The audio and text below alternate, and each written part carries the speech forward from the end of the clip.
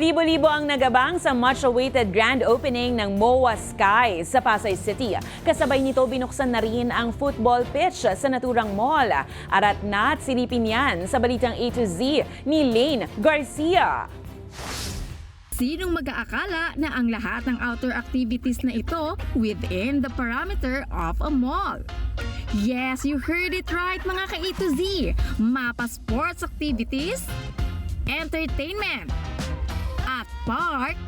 Kahit anong trip pa ang hanap mo, all in yan sa MOA Sky na matatagpuan dito sa Mall of Asia, Pasay City.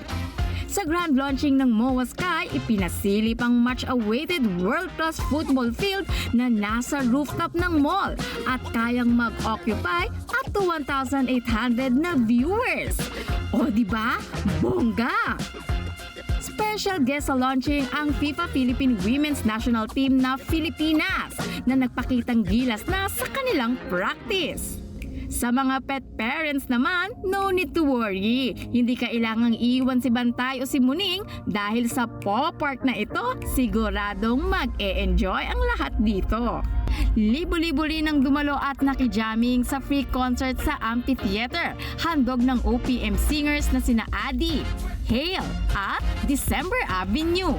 At sa lahat ng mga mahihilig mag-picture-picture, lahat dito Instagrammable. Nagningning rin ang kalangitan sa napakagandang fireworks display at namangha ang lahat sa amazing drone show. O diba, saan ka pa? Kaya sa MOA Sky, alat na!